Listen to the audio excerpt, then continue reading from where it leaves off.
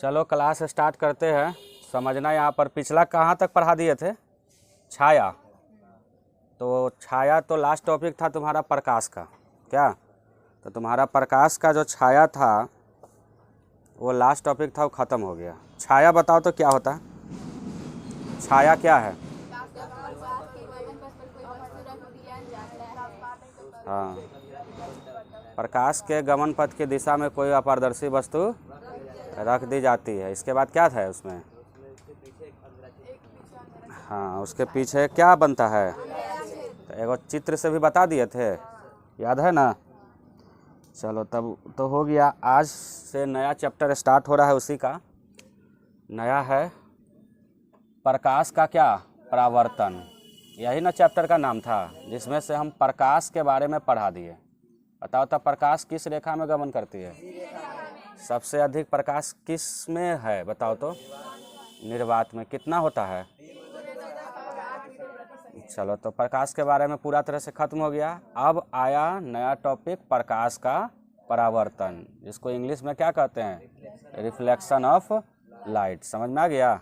चलो अब इससे कैसे क्वेश्चन पूछता है, यानी हम समझे पहले प्रकाश का परावर्तन क्या है। प्रकाश का परावर्तन क्या है? तो प्रकाश का परावर्तन किसे कहते हैं? क्वेश्चन क्या बनेगा कि प्रकाश का परावर्तन किसे कहते हैं, इसके नियमों को लिखे। ये जो प्रकाश का परावर्तन होता है ये नियम के तहत काम होता है। ठीक है, तो चलो सबसे पहले समझते हैं प्रकाश का परावर्तन। तो क्या है प्रकाश का परावर्तन? प्रकाश के किसी वस्तु से टकराकर, क्या है आंसर बताओ तो? प्रकाश के किसी वस्तु से टकराकर, अब मान के चलो ये बल्ब है, ये बोर्ड एक वस्तु है, समझना यहाँ ध्यान से। ये बल्ब है और ये क्या है? बोर्ड एक वस्तु है। उससे प्रकाश आया, मान के चलो यहाँ पर ही बना रहे हैं, ये क्या है? वस्तु है। इधर से प्रकाश आया, ठीक है। इस वस्तु पर क्या किया? टकराया। इस वस्तु पर क्या किया? टकराया। मान के चलो ये दर्पण है, इस पर क्या किया? टकराया। और क्या कहता है कि टकरा कर लौटने की क्रिया को, अब यहाँ से टकराया और वो क्या कर गया? लौट गया। तो ये लौटने की जो क्रिया होती है उसी को क्या बोलते हैं? या प्रकाश किसी एक माध्यम से आती है और टकरा कर वो अपने माध्यम में ही क्या करती है? लौट जाती है। उसे ही क्या कहते हैं? यही इधर तरफ आ जाएगा ना तो दूसरा माध्यम हो जाता है। इधर तरफ एक पहला माध्यम है, इधर तरफ आ जाएगा तो वो कौन माध्यम हो जाएगा? तो ये होता है अपवर्तन में, जो दूसरे माध्यम में चल जाता है। लेकिन परावर्तन में होता है जो अपने माध्यम में ही आती है और लौट कर अपने ही माध्यम से क्या करती है? चली जाती है। यानी एक माध्यम से आती है और लौटकर वो अपने ही माध्यम में क्या करती है? जिस माध्यम से आ रही है उसी माध्यम में क्या करती है? लौट जाती है। वो है प्रकाश का परावर्तन। तो यही है कि प्रकाश किसी वस्तु से टकराकर लौटने की क्रिया को प्रकाश का क्या कहते हैं? अब कभी भी तुमसे पूछे कि प्रकाश का परावर्तन क्या है, तब प्रकाश, अब परावर्तन मतलब उसके पर के और लौट जाना। परावर्तन का मतलब उस पर के और क्या कर जाना? लौट जाना। तब बस प्रकाश किसी वस्तु से टकराकर लौटने की क्रिया को प्रकाश का क्या कहते हैं? परावर्तन कहते हैं। क्या समझ में आया कि नहीं? आ गया समझ में? अब बताओ, तो प्रकाश का परावर्तन खत्म हो गया। आया समझ में कि प्रकाश का परावर्तन किसे कहते हैं? बताओ तो। प्रकाश के किसी वस्तु से टकराकर लौटने की क्रिया को प्रकाश का परावर्तन कहते हैं। याद हो गया? बोलो तो बिना देखे अपना से। बस हो गया।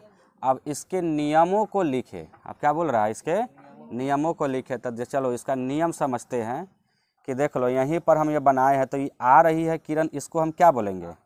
आपतित किरण। क्या बोलेंगे?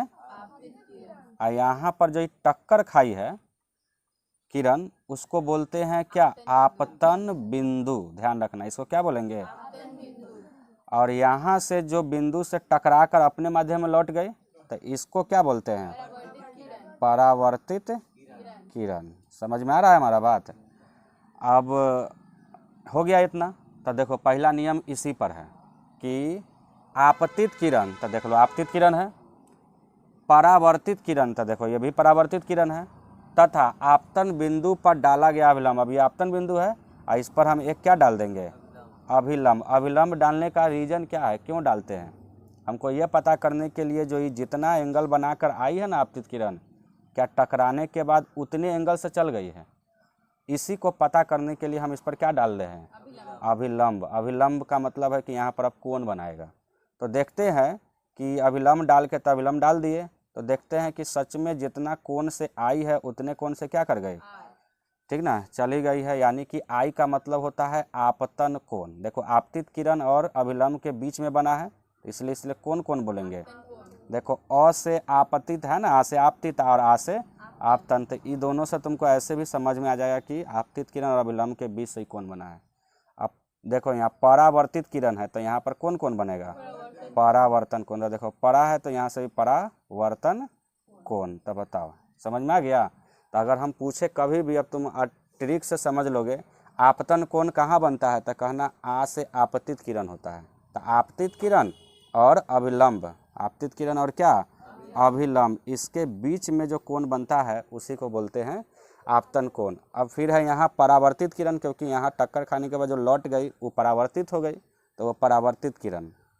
तो अभिलंब से परावर्तित किरण के बीच में जो कोण बन रहा है, तो देखो परावर्तित, परा लिखा हुआ है तो यहाँ भी क्या है, परावर्तन कोण। तो बताओ कभी भी अभी चीज़ भूलेगा कि कहाँ आपतन कोण है, तो एकाएक समझ जाना कि अच्छा यहाँ आपतित किरण है, अभिलंब के बीच के वो आपतन कोण हो गया।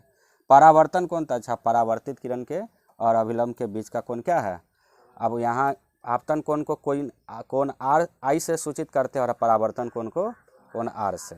और जिस पर ये बिंदु पड़ा, जिस पर आपतित किरण पड़ा था उसको क्या बोलते हैं? कोई एक बिंदु पर पड़ा था उसको कौन बिंदु कहते हैं? और ये हमें वो क्या बना दिए हैं, दर्पण बना दिए हैं। कौन दर्पण है? समतल दर्पण है, प्लेन मिरर। कौन दर्पण है? समतल दर्पण है। इंग्लिश में इसको क्या बोलते हैं? प्लेन मिरर कहते हैं। आया समझ में? तो चलो समझते हैं नियम। अब ये फिगर समझ में आ गया? फिगर यहाँ भी हम बहुत अच्छे से बनाए हुए हैं, समझना। आपतित किरण, परावर्तित किरण तथा आपतन बिंदु पर डाला गया अभिलंब। आपतन बिंदु पर हमेशा याद रखना, अभिलंब किसके ऊपर डाला जाता है?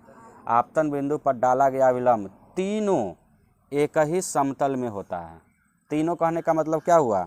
आपतित किरण, परावर्तित किरण और आपतित किरण, परावर्तित किरण और अभिलंब तीनों एक ही समतल में होता है। क्या है? तो फिर से समझो। आपतित किरण, तो देख लो इधर से जो किरण आ रही है, यहाँ से जो किरण क्या कर रही है, आ रही है, इस किरण को आने वाले को क्या बोलते हैं? आपतित किरण।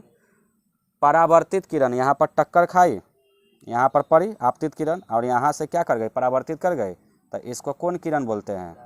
परावर्तित किरण बोलते हैं। कौन किरण बोलेंगे? परावर्तित किरण। तथा आपतन बिंदु पर डाला गया अभिलंब, तो देखो यहाँ पर जब पड़ी थी तो इसी पर हम क्या डाल दिए? एक अभिलंब डाल दिए। तीनों एक ही समतल में होता है, 1 2 3, ये तीनों क्या होता है? एक ही समतल में होता है, एक ही प्लेन में होता है। तो समझ में आ गया ये पहला नियम? बोलो तो मुजबानी अपना से देख के, बिना देख के। हाँ, आपतित किरण, परावर्तित किरण तथा आपतन बिंदु पर डाला गया अभिलंब तीनों क्या होते हैं? एक ही समतल में होते हैं। क्लियर हो गया? अब अभिलंब क्यों बनाए थे बताओ तो? कोण पता करने के लिए। तो देख लो कोण पता करने के लिए, तो यहाँ आपतित किरण और ये अभिलंब है ना, तो इसके बीच में कौन कौन बनेगा? कोण आई। तो इसको कौन कौन बोलते बताओ तो? आपतन कोण कहते हैं। तो देख लो आपतन कोण। फिर बताओ परावर्तित किरण और ये अभिलंब, इसके बीच में कौन कौन बनेगा? परावर्तन कोण बनेगा। तो बताइए परावर्तन कोण, ये दोनों आपस में क्या है? तो के कति है? बराबर है। तो आपतन कोण परावर्तन कोण के क्या होते हैं? यानी अर्थात कहे तो कोण आई बराबर कोण आर। तो बताइए समझ में आ गया? तो ये नियम लिख के और ये फिगर भी बना देना। तो सबसे फिगर कैसे बनेगा तो बता दिए। सबसे पहले क्या बनाना है? एक दर्पण बनाना है, एक समतल दर्पण बना लेना है। एक तो कौन दर्पण बना लेना? समतल दर्पण बना लेना। इसके बाद नीचे से जो ऐसे ऐसे जो देख रहा है, क्या है? कलई किया हुआ है, ये पॉलिश किया हुआ है, रंगा हुआ है। क्योंकि तुम सब आईना ही घर में तुम्हारा होता है, जो 10-20 रुपया में जो प्लास्टिक कवर से आता है, वो सब तुम देखना। उसको जब खोलोगे ना तब पीछे से देखना, वो आईना के पीछे से रंगा हुआ रहता है। ठीक है? सिल्वर ब्रोमाइड से वो रंगा हुआ रहता है, याद रखना। वो किससे रंगा हुआ रहता है? वो पॉलिश किससे होता है? सिल्वर ब्रोमाइड से वो रंगा होता है। तो ध्यान रखना। तो बताओ ये एक दर्पण है, पीछे से इसको क्या कर दिए? रंग दिए। तो ये समतल दर्पण बन गया, एकदम प्लेन है तो समतल दर्पण है। एक बगल तो खाली रहता है जिससे तुम चेहरा देखते हो, तो उसको क्या बोलते हैं? परावर्तक सतह। परावर्तक सतह का है क्योंकि इसी पर ना परावर्तन होगा, कोई भी चीज़ परावर्तन किस पर होगा, परावर्तक सतह पर। तो इस पर परावर्तक सतह इसको बना दिए, तो ये परावर्तक सतह है। अब इसी पर हम एक प्रकाश लाए हैं, चाहे यहाँ तुम टॉर्च बार के तुम प्रकाश लाओ, चाहे किसी से भी तुम क्या करो प्रकाश लाओ इस पर, तो ये जो आएगा ऊपर से नीचे तो इसको कौन किरण कहेंगे, आपतित किरण। और जिस बिंदु पर पड़ेगा उसको क्या बोलेंगे, यानी इस पर बना तो उसको मान लिए कि ये क्या है, आपतन बिंदु है। अब जैसे यहाँ पर पड़ा तो ये क्या हो गया, परावर्तित हो गया, यानी जितने एंगल बनाकर हम इस पर प्रकाश को लाए थे उतने ही एंगल बनाकर वो परावर्तित भी क्या कर गया, हो गया। तो ये परावर्तित किरण। और बीच बीच में अब यहाँ पर आपतन बिंदु पर हमने क्या डाला, एक अभिलंब डाला। क्यों अभिलंब डाला, कि आखिर देखते हैं जितना एंगल से आई है क्या उतने एंगल से गया है कि नहीं, इसलिए हमने इस पर क्या डाल दिया, अविलंब डाला। तो जैसे ही अविलंब डाला तो हमने देखा कि कोण आई बराबर कोण आर हो गया, यानी आपतित कोण बराबर सच में परावर्तन, आपतन कोण बराबर सच में क्या हो गया, परावर्तन कोण के बराबर हो गया। तो बताइए फिगर समझ में आ गया, क्या तुम बना देगा अपने से, मुजबानी बना देगा। तो ध्यान रखना, कभी भी कहेगा प्रकाश का परावर्तन किसे कहते हैं, तब प्रकाश के परावर्तन का डिफिनीशन लिख देना, याद है ना डिफिनीशन। इसके नियमों को लिखे, तो इसके नियम को देख लो, इसके क्या वो नियम होता है बताओ तो ये ऑब्जेक्टिव में भी आता है, यहाँ से 1 नंबर का ऑब्जेक्टिव भी बनेगा कि प्रकाश के परावर्तन के कितने नियम है। तो याद रखना कितने नियम है, 2 नियम है। और दोनों नियम याद हो गया, एक बार बोलो तो नियम क्या है पहला, हाँ तीनों एक ही समतल में होता है। आपतन कोण परावर्तन कोण के क्या होता है, दूसरा नियम बराबर होता है। तो क्या क्लियर समझ में आ गया।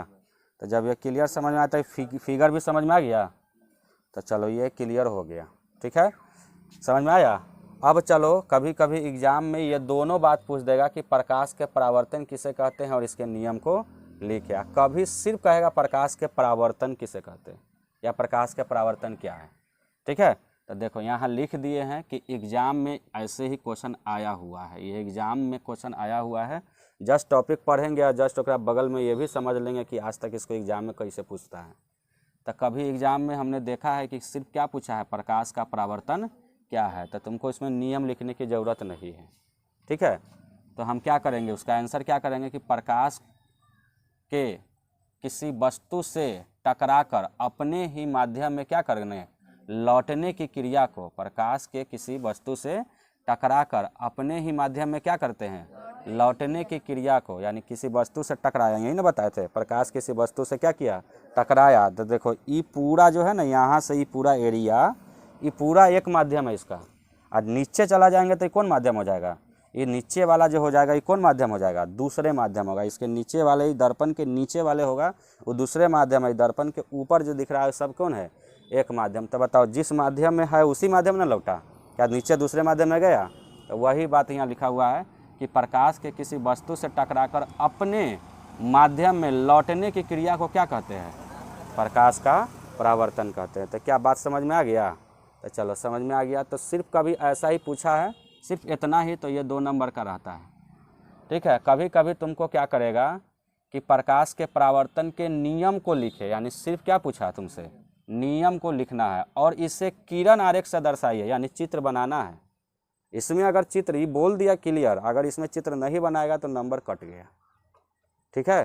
तो क्या करेंगे, प्रकाश के परावर्तन के सिर्फ नियम न पूछा, हमें तो ये नहीं पूछा कि प्रकाश के परावर्तन क्या है, तो हमको नियम पूछ रहा है, तो लिख देंगे प्रकाश के परावर्तन, प्रकाश के क्या, परावर्तन के मुख्य 2 नियम है जो निम्नलिखित है। बताओ प्रकाश के परावर्तन के कितना नियम है, 2 नियम है जो निम्नलिखित है। कौन कौन नियम है बताओ तो कहेंगे कि पहला है आपतित किरण, हम बताए थे नियम में पहले कौन किरण आती है, आपतित किरण, उसके बाद वो पड़ने के बाद परावर्तित हो जाती है, तथा आपतन बिंदु पर, अब जिस पर आई है तो किस बिंदु पर पड़ती है, तो जिस बिंदु पर पड़ती है उसका नाम क्या रख देते हैं, आपतन बिंदु, और उसी पर हम एक डाल देते हैं क्या, और जब देखते हैं चेक करते हैं तो तीनों क्या मिलता है, एक ही समतल में होता है। तो देख लो ये आपतित किरण है और ये इस पर पड़ी तो ये आपतन बिंदु हो गया, इस पर और ये परावर्तित किरण हो गया, और इस पर डाल दिया अभिलंब, तो तीनों जो दिख रहा है वो क्या है, एक ही समतल में है, तीनों क्या होता है,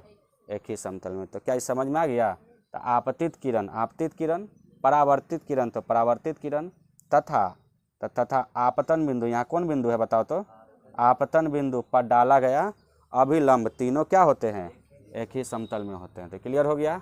अब है आपतन कोण परावर्तन कोण के क्या होते हैं, तो देख लो क्यों हम अभिलंब बनाए हैं, आपतन कोण परावर्तन कोण के बराबर करने के लिए। तो यहाँ लिख देंगे कि आपतन कोण परावर्तन कोण के क्या होते हैं, यानी कि आपतन कोण को क्या बोलते हैं, आई, और परावर्तन कोण को, तो कोण आई बराबर क्या हो गया।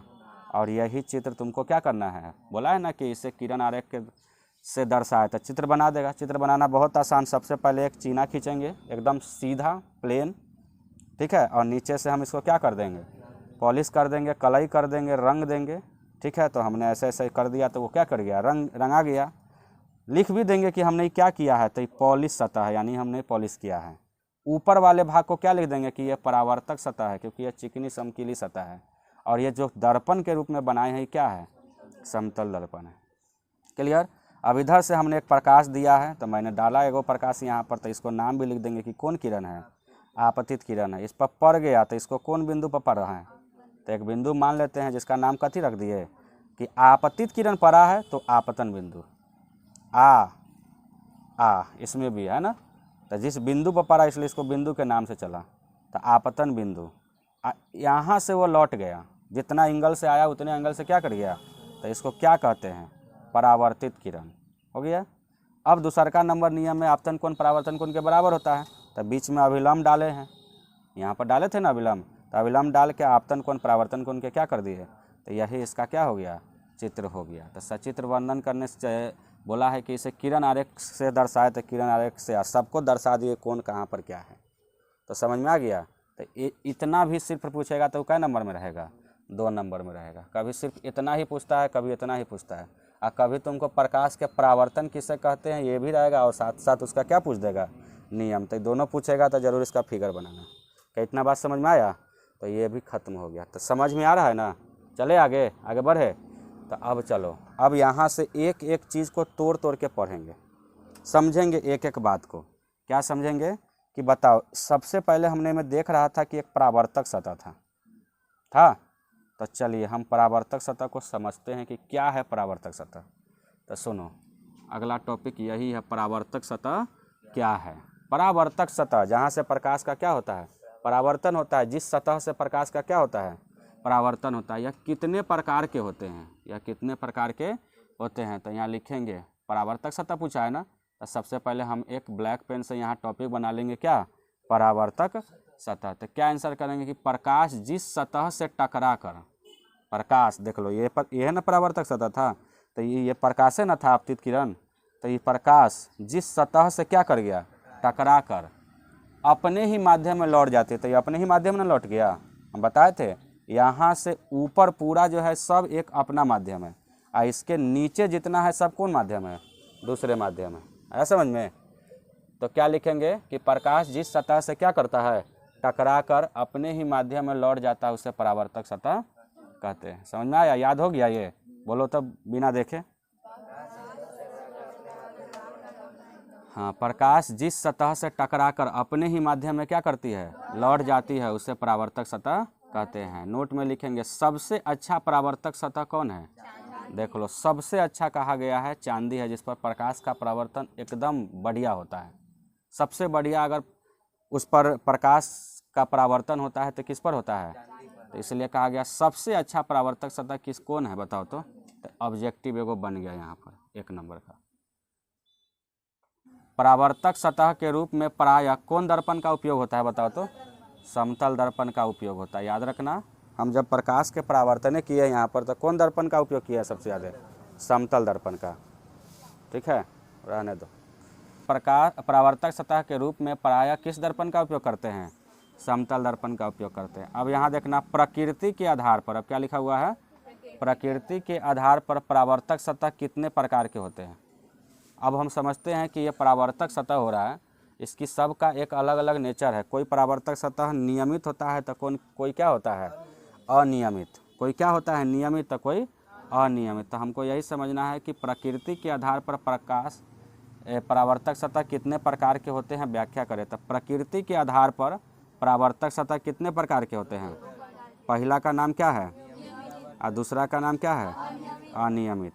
तो चलो समझते हैं रेगुलर रिफ्रैक्शन और इन रेगुलर रिफ्लेक्शन। तो समझते हैं नियमित परावर्तन क्या है। तो क्या है? तो जब प्रकाश की किरणें चिकनी और चमकीली सतह पर पड़ती है, देख लो यहाँ पर ये जो है ये चिकनी और क्या है?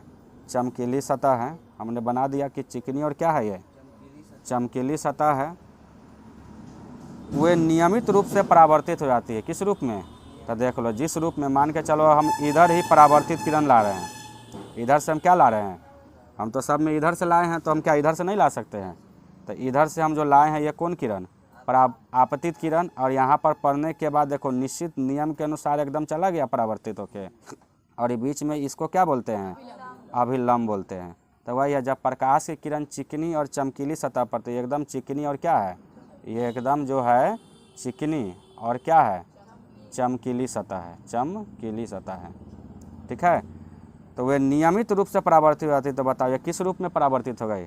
नियमित रूप से। नियमित समझता है? एकदम नियम के अनुसार कि हाँ, जैसे प्रकाश के परावर्तन का नियम है उसी के नियम के अनुसार यह क्या कर गई?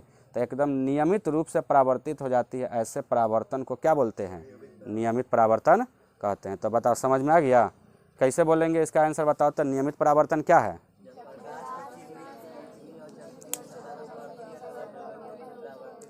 हाँ, जब प्रकाश की किरणें चिकनी और चमकीली सतह पर पड़ती है, तो प्रकाश की किरणें चिकनी और चमकीली सतह पर पड़ा और वे नियमित रूप से क्या कर जाती है? तो नियमित रूप से परावर्तित कर गई। तो इस ऐसे ही परावर्तन को क्या बोलेंगे? नियमित परावर्तन कहते हैं। तो बताओ समझ में आ गया?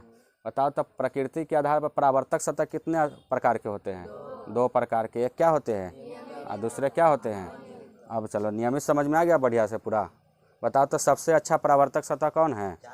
बहुत बार ये ऑब्जेक्टिव में आता है। परावर्तक सतह के रूप में प्रायः कौन दर्पण का हम उपयोग करते हैं? समतल दर्पण का। समझ में आ गया? तो यही चीज़ है। अब चलो आगे हम पढ़ते हैं अनियमित परावर्तन। चलो समझते हैं अनियमित परावर्तन क्या है। अनियमित परावर्तन क्या है समझना। जब प्रकाश की किरणें रुखरी और चमकीली सतह पर पड़ती है, याद रखना रुखरी और क्या? चमकीली। तो याद रखना ये क्या है? तो ये देख रहे हो ये रुखरी सतह है। ये कैसा सतह है? रुखरी सतह, यानी उबड़ खाबड़ है तो रुखरी सतह है। और चमकीली सतह पर पड़ती है तो अनियमित रूप से परावर्तन हो जाता है। तो देख लो ये अनियमित रूप से इधर से आया और ऐसे की ओर चला गया। तो बता कोई एक कोण नहीं बन रहा, फिर इधर से आया और देखो ऐसे चला गया। तो कोई एक सही एंगल यहाँ पर बन पाएगा? नहीं। फिर इधर से आया और इधर की ओर चला गया, फिर इधर से आया इधर की ओर चला गया। तो क्या इस सही कोण बना रहा है यहाँ पर? नहीं। सही परावर्तन हो रहा है? नहीं। यानी कहें तो कि वह अनियमित रूप से परावर्तन हो जाता है। यानी कि यहाँ पर कहने का मतलब है कि वह अनियमित रूप से, यानी कि कोई भी एक नियम के अनुसार परावर्तन हो रहा है कि आपतित किरण, परावर्तित किरण तथा आपतन बिंदु पर डाला गया अभिलंब तीनों क्या एक ही समतल में इसमें दिखेगा? नहीं दिखेगा। क्यों नहीं दिखेगा? क्योंकि ये अनियमित परावर्तन हो रहा है।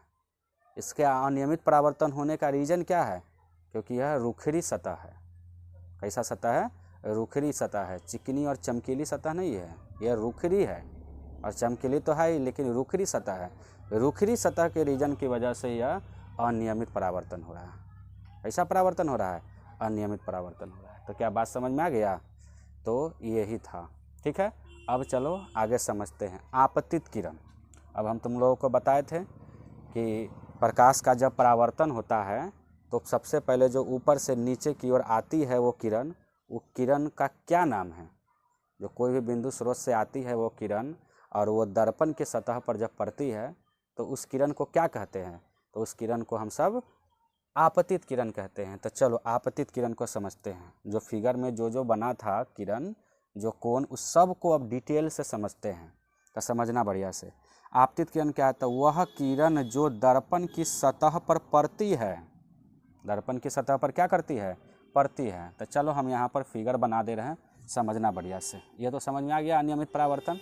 अब चलो यहाँ पर हम फिगर बना देते हैं और एक एक बात को समझना।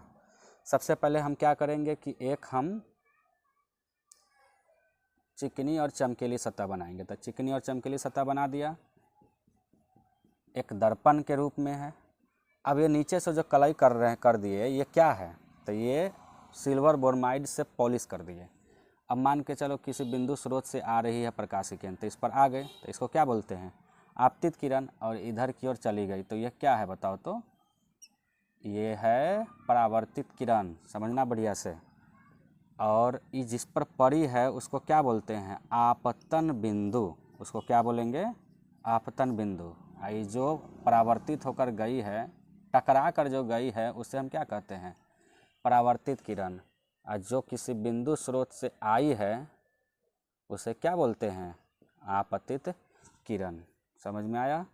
चलो तो हमको समझना है। अब इसके बाद एक आपतन बिंदु बनाते हैं, आपतन। चलो अब हम इस पर एक अभिलंब बनाते हैं। अभिलंब बनाने का रीज़न कि इसको हम ये देख सके कि जितना एंगल से आई है आपतित किरण क्या उतने एंगल से गई है या नहीं, इसीलिए। ठीक है, तो चलो ये क्या है, अभिलंब है। जब इस पर बनाते हैं तो देखते हैं यहाँ पर जो कोण बनता है, आपतित किरण और अभिलंब बताए हैं ना ट्रिक, आ से आपतित तो आ से आपतन कोण, परा से परावर्तित किरण तो परा से क्या हो जाएगा, परावर्तन कोण। ठीक है, इसमें कोण आर बनेगा और इसको कोण आई से कहेंगे। तो चलिए समझते हैं। अब आपतित किरण क्या है, तो वह किरण जो दर्पण की सतह पर पड़ती है। बताओ यही किरण है ना जो दर्पण के कहाँ पड़ा है, सतह पर पड़ा है, ये पूरा एक सतह है, तो दर्पण के सतह पर पड़ती है उसे क्या कहते हैं, आपतित किरण कहते हैं। तो क्लियर, समझ में आ गया। वह आपतित किरण क्या है, बोलो, तुम सब भी बोलो बढ़िया से, आप सब भी बोलिए बढ़िया से कि आपतित किरण क्या है। तो वह किरण जो दर्पण के सतह पर पड़ती है उसे हम क्या कहते हैं, आपतित किरण कहते हैं। यह आने वाली प्रकाश की दिशा का बताती है। बताओ, यह आने वाली प्रकाश की दिशा क्या करती है, बताती है। यानी कहने का मतलब है वह आने वाली प्रकाश की दिशा बताती है। बताओ, इधर की ओर आ रही है तो यह प्रकाश की दिशा ही ना बता रही है, और ये प्रकाश की परावर्तित किरण क्या होगी, तो यह जाने वाली प्रकाश की दिशा बताती है। ये प्रकाश की दिशा आने वाली बताती है और ये जाने वाली बताती है। तो यह आने वाली प्रकाश की दिशा बताती है। समझ में आ गया।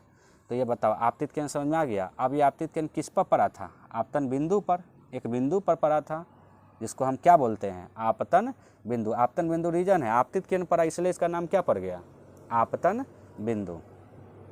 यानी आपतित किरण, इसका रीजन क्या है, आपतित किरण पड़ा जिस बिंदु पर, इसलिए इसका क्या नाम पड़ गया, आपतन बिंदु। तो चलो आपतन बिंदु समझते हैं। क्या है कि जिस बिंदु पर आपतित किरण पड़ती है, तो बात एकदम क्लियर है। बताओ किस बिंदु पर आकर ये आपतित किरण पड़ी है, तो आपतने बिंदु पर ना। तो बस परिभाषा एकदम आसान कि जिस बिंदु पर आपतित किरण पड़ती है उसे आपतन बिंदु, वह आपतन बिंदु कहलाती है। वह क्या कहलाएगी, बताओ, जिस बिंदु, बताओ ये बिंदु है, इस पर आके आपतित किरण पड़ी है तो इसलिए इसको कौन सी बिंदु कहते हैं, तो आपतन बिंदु कहते हैं। समझ में आ गया। अब है परावर्तित किरण। अब बताओ यहाँ से इधर की ओर जो गई वो क्या है, परावर्तित किरण। तो चलो परावर्तित किरण को समझते हैं। तो वह किरण जो दर्पण के परावर्तक सतह से टकरा कर, तो वह किरण, बताओ ये किरण है जो दर्पण के सतह पर, तो दर्पण की सतह है, कौन सतह, तो परावर्तक सतह। बताओ इसको कौन सतह कहते हैं, बताए थे ना उस टाइम कि ये कौन सतह है, परावर्तक सतह। परावर्तक के सतह से ना प्रकाश का परावर्तन होता है जी।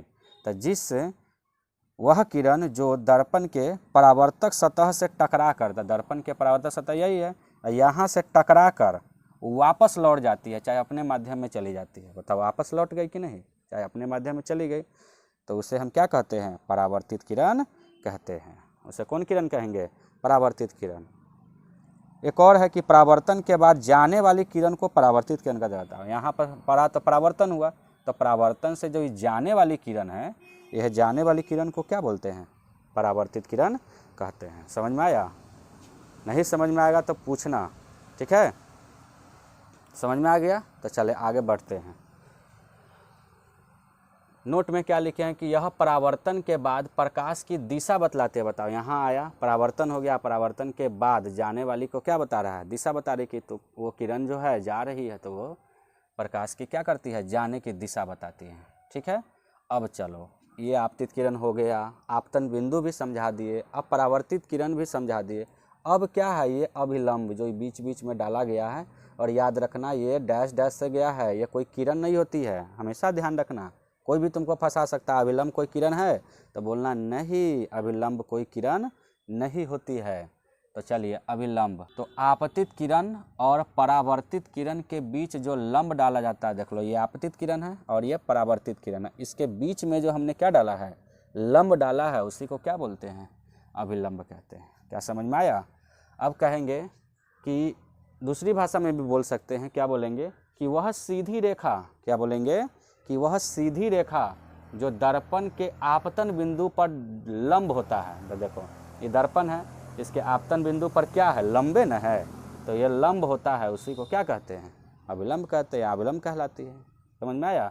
वह सीधी रेखा जो दर्पण के आपतन बिंदु पर लंब होता है उसे अभिलंब कहते हैं, उसे क्या कहते हैं, अभिलंब कहते हैं। समझ में आया? अब चलो, अभिलंब दर्पण सतह के साथ 90 डिग्री का कोण बनाता है। बताओ, जब एकदम ये लंब होगा, ऐसे एकदम सीधा खड़ा होगा, तो इसको कितना डिग्री का ये कोण बनाएगा, 90 डिग्री, क्योंकि 90 डिग्री एकदम बीच में खड़ा होता है, उसको क्या बोलते हैं, 90 डिग्री का कोण बनाता है। तो अभिलंब दर्पण के सतह के साथ कितना डिग्री का कोण बनाता है? तो बताओ, ये सामने सामने एकदम खड़ा है तो कितना डिग्री का कोण बनाएगा, 90 डिग्री का कोण बनाएगा। आपतित किरण और परावर्तित किरण को अभिलंब अलग करती है। बताओ, जब ये आपतित किरण इधर से आई थी और परावर्तित किरण इधर से चली गई परावर्तन के बाद, तो बीच में जब अभिलंब आया तो उसको दो भाग में नहीं बांट दिया, एक आपतित किरण साइड हो गया और अब परावर्तित किरण ये साइड हो गया। यहाँ पर जो अभिलंब डाला तो बीच में यहाँ कोण बन गया, आपतन कोण बन गया, इधर से जो डाला इसको इधर कोण बन गया, परावर्तन कोण बन गया।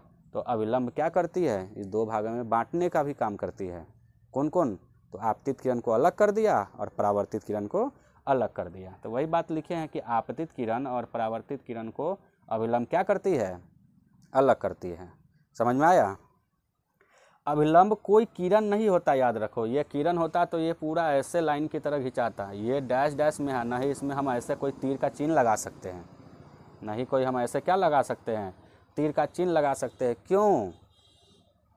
रीजन क्या है इसका? क्योंकि अभिलंब कोई किरण नहीं होता है, अभिलंब कोई किरण नहीं होता है, इसलिए हम वो तीर के निशान इसमें नहीं देते हैं। अभिलंब एक काल्पनिक रेखा है। बताओ, अभिलंब एक कौन सी रेखा है, काल्पनिक रेखा है, तब ना डैश डैश में बनाया हुआ है।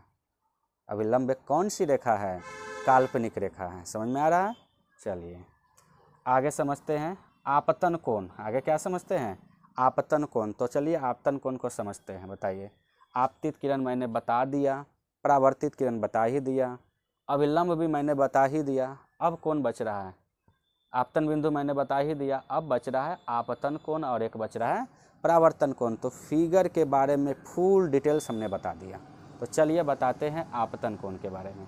आपतन कोण क्या है? तो आपतित किरण हम बताए थे ना उस टाइम कि इसका ट्रिक क्या है कि आ से आपतित और अभिलंब ये दोनों के बीच में जो बनेगा वो आपतन कोण हो जाएगा। परावर्तित, परा है और परावर्तन, तो परावर्तित किरण और अभिलंब के बीच में जो कोण बनेगा उसे परावर्तन कोण कहेंगे। समझ में आ रहा है? चलिए बहुत अच्छा से आप समझ रहे हैं। आपतन कोण क्या है? तो आपतित किरण, क्या बोलेंगे, आपतित किरण और अभिलंब के बीच जो क्या बनता है, कोण बनता है। याद रखना हमेशा, आपतित किरण और अभिलंब के बीच में जो कोण बनता है उसे आपतन कोण कहते हैं, आपतन कोण कहलाता है। आया समझ में?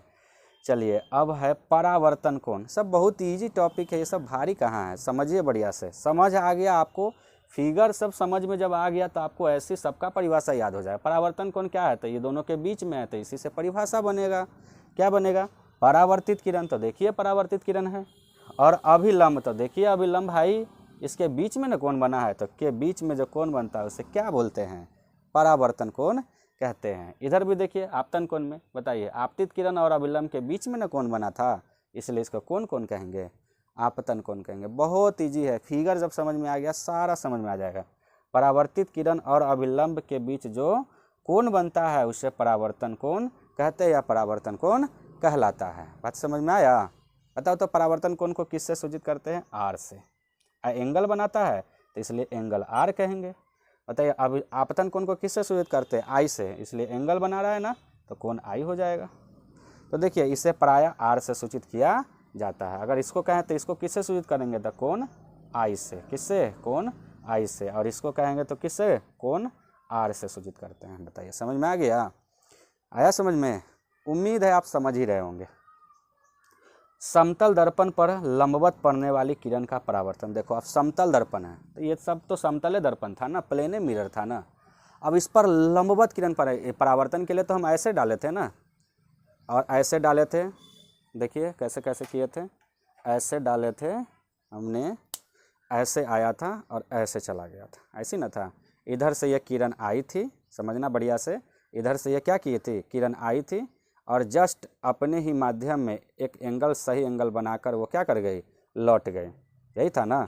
तो ये आपतित किरण हुआ और ये क्या हो गया, परावर्तित किरण, यानी ऐसे की ओर जा रही है तो मान के चलिए क्या है, देखिए ये आ रही है और ये इधर की ओर क्या कर रही है, जा रही है। तो ये आने वाली किरण को क्या बोलेंगे बताइए तो, आपतित किरण, और जाने वाली किरण को क्या बोलेंगे, परावर्तित किरण। और ये बीच में जो लंब डालेंगे एक, उसको क्या बोलेंगे, अभिलंब, उसे क्या कहेंगे, अभिलंब। बताइए अभिलंब, इसके बीच में जो कोण बनेगा ए साइड से, तो इसको क्या बोलेंगे, आपतन कोण, क्योंकि आपतित किरण के साथ है।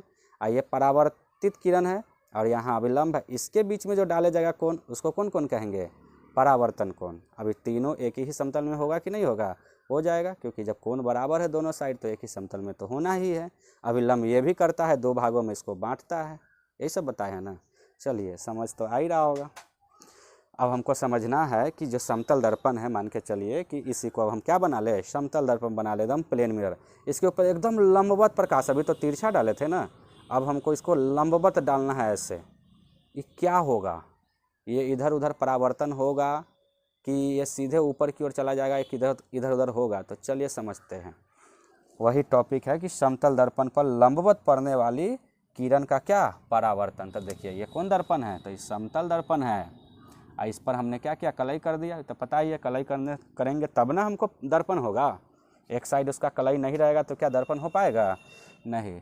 तो चलिए अब इस पर लंबवत हमने प्रकाश डाला, तो लंबवत प्रकाश जब डालते हैं तो वह इधर उधर नहीं जाती है, क्या करती है, वह इधर उधर नहीं जाएगी, क्या करेगी, जैसे आई है और ऐसे ही क्या करेगी, लौट जाएगी। ठीक है, लंबवत पड़ने पर वह प्रकाश का परावर्तन होने के बाद वो क्या करेगी, फिर उसी दिशा में जैसे आई है वैसी चली जाएगी। समझ में आ गया। और यही थोड़ा सा तिरछा करके जाएंगे तो इधर की ओर चली जाएगी। अगर समझ में, जितना एंगल बनाकर आई है उतने एंगल बनाकर चली जाएगी। लंबवत पड़ने पर वह सीधे लंबवत की ओर परावर्तन होकर लौट जाती है। तो क्या इतना समझ में आ गया। चलिए याद रखिएगा, हम आपको खूब बढ़िया से एक एक पॉइंट पढ़ाते हुए जा रहे हैं, और जो ना समझ में आएगा तो हमसे पूछिएगा, ज़रूर हमसे क्या करिएगा, पूछिएगा। ओके, तो चलिए ठीक है, इतना आप ज़रूर याद कर लीजिएगा, ज़रूर से ज़रूर याद करिएगा पिछला, क्योंकि अगर पिछला चीज़ अगर याद आप रखिएगा तो आपको अगले लेक्चर क्या करेगा, समझ में आएगा, अगली क्लास समझ में आएगा। ठीक है, तो चलिए आप इसको बढ़िया से याद करिए।